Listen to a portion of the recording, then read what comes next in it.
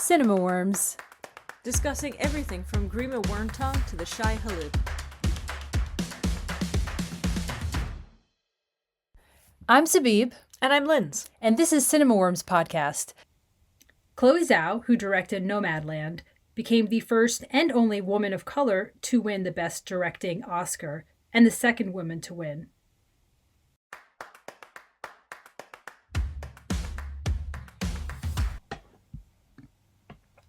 Today we'll be talking about Novocaine, directed by Dan Burke and Robert Olson, who also made films Body, Villains, and 2022's Significant Other.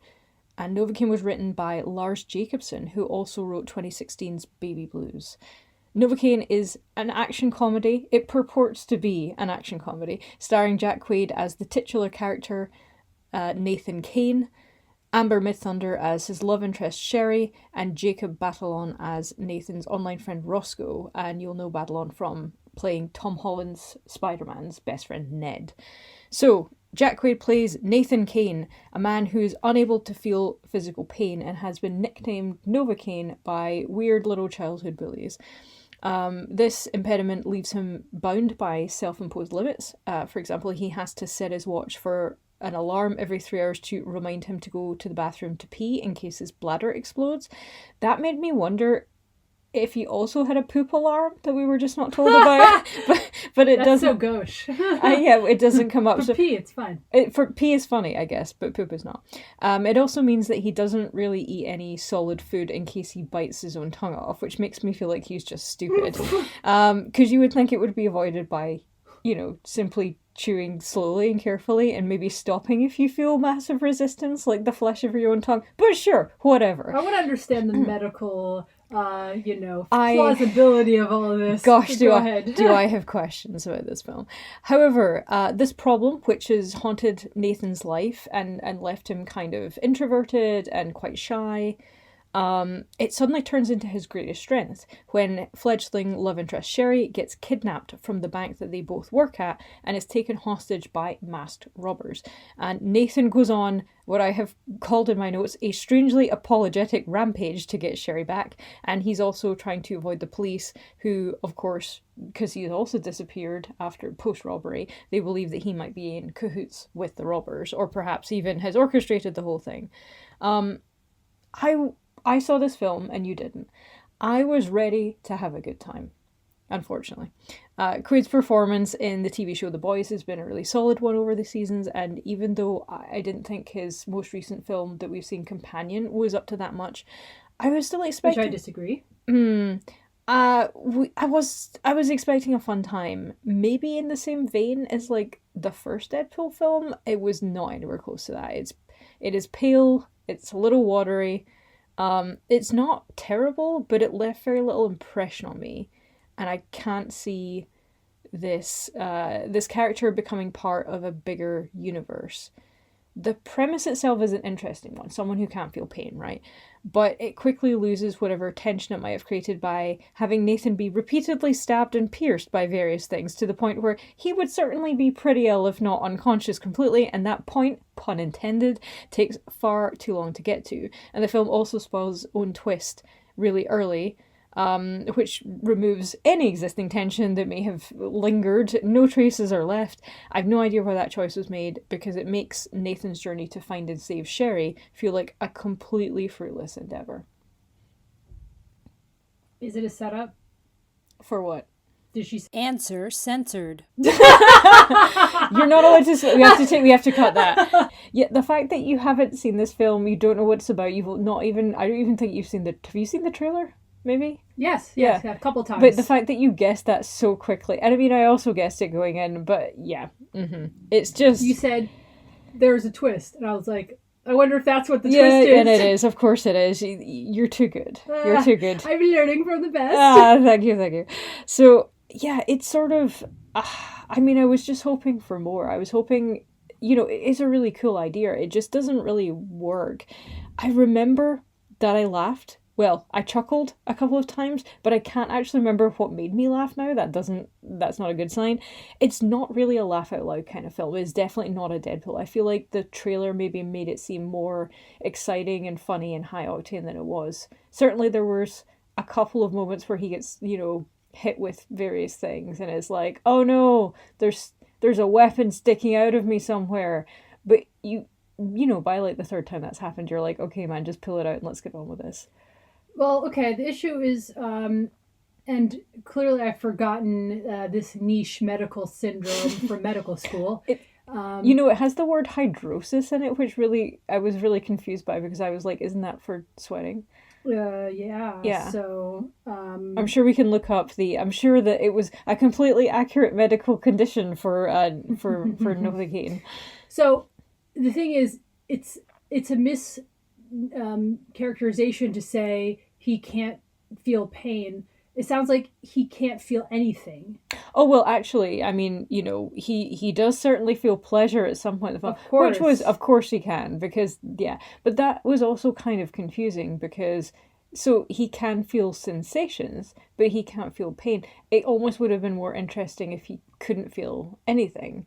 But at the same time, then how do you function in the world when you would 100% injure yourself like constantly? Yeah, you wouldn't be able to walk or balance yourself very well because you need that proprioception to readjust. So, I guess they're saying properly. I guess they're saying that he has sensation, but he doesn't feel pain, which to me is just a very confusing line to draw here. Yeah, and it's like it sounds like to me that tell me, doctor. From the I feel like I got so much from the trailer.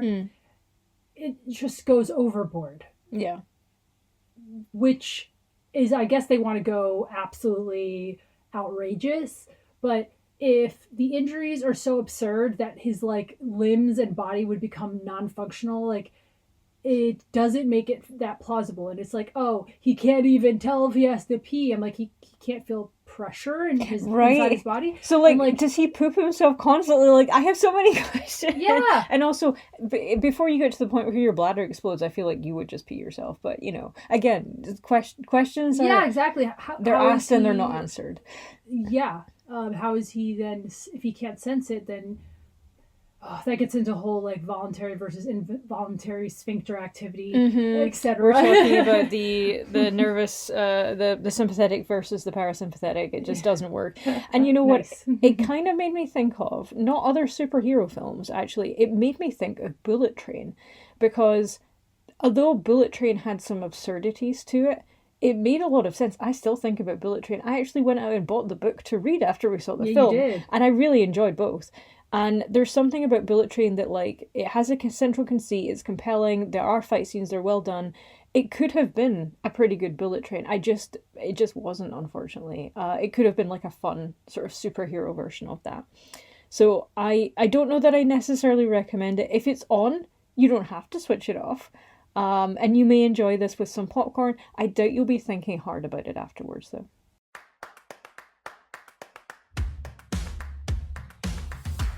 So, Thunderbolts Asterix is the latest 2025 Marvel Cinematic Universe offering. And I'm going to try to set some context. Even though I have seen a lot of the prequel shows and movies to this, I still don't quite remember where the characters come from. This is the problem when you're required to do homework in order to remember what's happening for a film. I'd argue though, at least for this one, it's not required. It's not, no. It would be helpful. It's extra credit, as I believe the Americans call it. You get the A+. The main character is Florence Pugh's Yelena, I would argue. She's the main character. And she was in the movie with the Black Widow. She's her sister, a Russian assassin. And she's now sort of living post all the Endgame movies I didn't see. And her sister has died. Spoiler, from years ago. And she's just sad, directionless. She's doing some Black Ops work for the character of Valentina Allegra de Fontaine, played by Julia Louis-Dreyfus, who this character pops up in various things, and she's sort of this businesswoman turned director of the CIA who's doing all this sketchy government stuff. So she's getting investigated by the government, and they're trying to impeach her. But she feels very justified in her actions, which are evil. Which are not at all how real politicians would behave. Yeah. Right?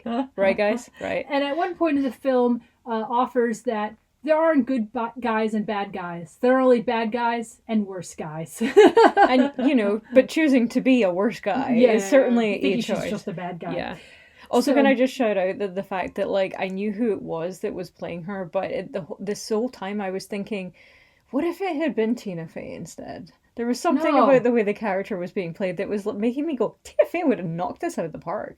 Anyway, I'm going to let that drop, because I can see what you're saying, but I'm just saying it would have been cool. Anyway. Yeah, it would have. She needs to play a Marvel villain. So, yes, Valentina Allegra de Fontaine's being impeached for all her shady, immoral actions behind the scenes, and you realize that she has pulled together this sort of disparate team of fallen heroes and bad guys to clean up the mess so that she does not go to federal prison.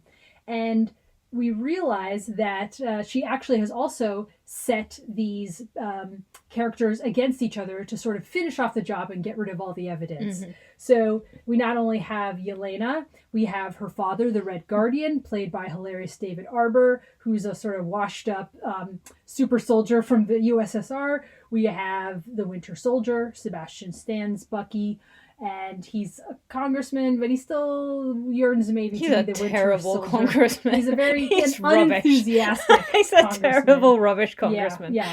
And then we have former Bojank Captain America, played by Wyatt Russell. Oh, I believe they call that Timu Captain America. Timu? Shane Captain America. You know, it's funny. It's like he actually is a great fighter and very, like, he has an impressive presence, but he's also an asshole. He's like kind of not a good guy. And he does sort of look as if you'd put Steve Rogers into a generative AI and asked it to keep repeating the picture. Oh, harsh. And then we have Ghost, who's like another one of these like superhero bad girls, whatever, played by Hannah Joan Kamen. And then finally we have the mysterious character of Bob, played by Lewis Pullman. Don't want to spoil too much about him, but he's a character who just sort of shows up and is drawn into things and ends up being integral to the plot. So, I enjoyed Hannah John Kamen. I don't actually remember her being in Ant-Man and the Wasp because it sucked and I have wiped it from my mind. She's also been in Black Mirror and Game of Thrones. That's where I know her from. Yes. She's got one of those faces where you're like, I've seen you in a million things. And I think it's worth pointing out that while I always enjoy Florence Pugh, she's fun in every film, I think this is a much better performance from Geraldine Viswanathan, who... I forgot to mention her. She's an aide. She's an aide to Dreyfus in this. And the last thing I saw her in was the absolutely abysmal Drive Away Dolls, a terrible film only saved, if you could even call it that, by Margaret Qualley's performance as, and I quote from my notes, an itchy little alley cat. Which is how I always think of her as sort of writhing in that film. She's, even when she's like fully upright and sober, she's still somehow writhing in heat in a way. So it's quite a stacked cast, and I believe that Lewis Pullman was actually a late addition when someone else, I believe it was Stephen Yeun, had been tapped to play this character and then had to drop out, and Lewis Pullman came in as that. He did a great job. I really actually liked him. I hate to be like, oh, the white guy was great for the role, but he was. But he was He great. really was. Yeah. So I think he fit very well. Listen, he's a Pullman. He's solid. I mean, he is. No, Cinema Worms does not endorse Nepo babies, but we do like Pullman. I don't want to get you keep talking about your thoughts of the film. Okay, so essentially, the team has to come together kind of against De Fontaine to like try to survive, but then a larger threat emerges that also requires them to pull together.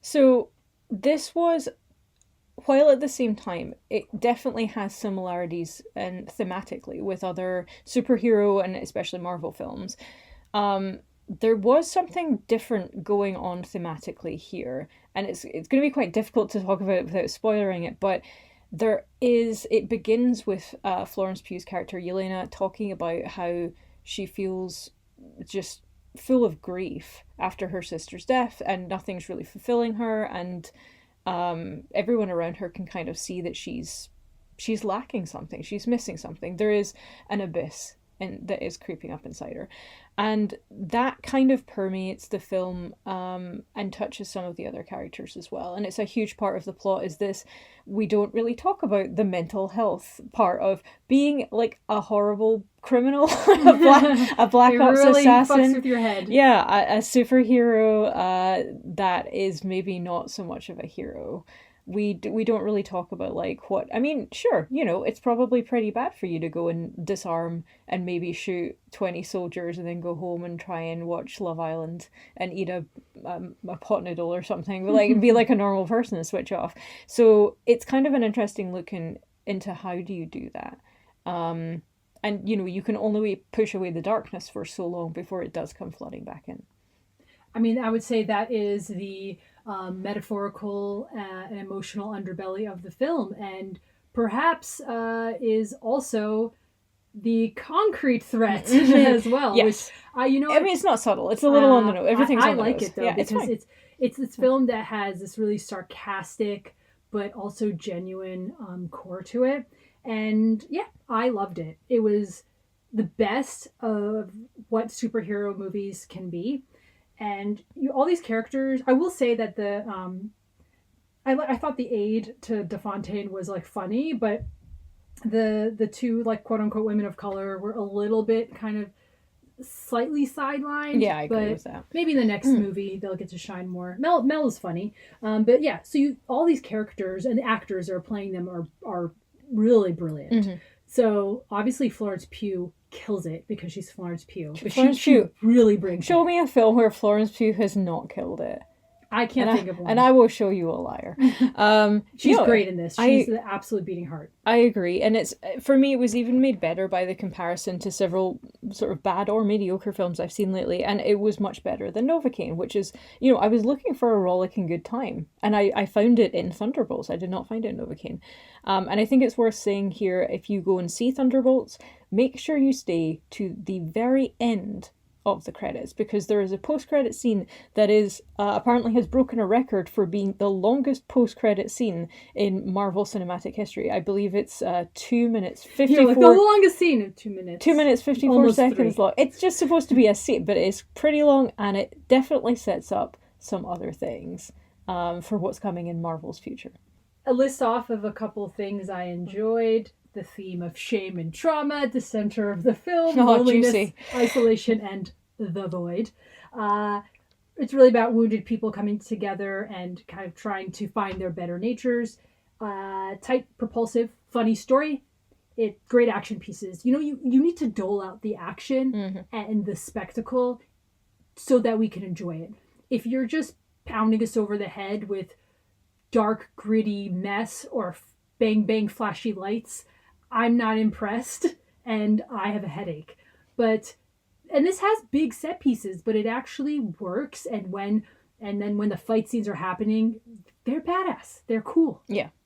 It's fun. Florence Pugh flies through the air, it skids under things in a manner that made me go, ooh. I remember actually thinking the word, ooh. It was very... Yeah, a lot of the film evokes that reaction. It's just like, ooh. It's very cool. I was impressed by all the, you know, the time she spent in the air and jumping. I was like, good God, woman, your knees. Yeah. You're not going to be 30 forever.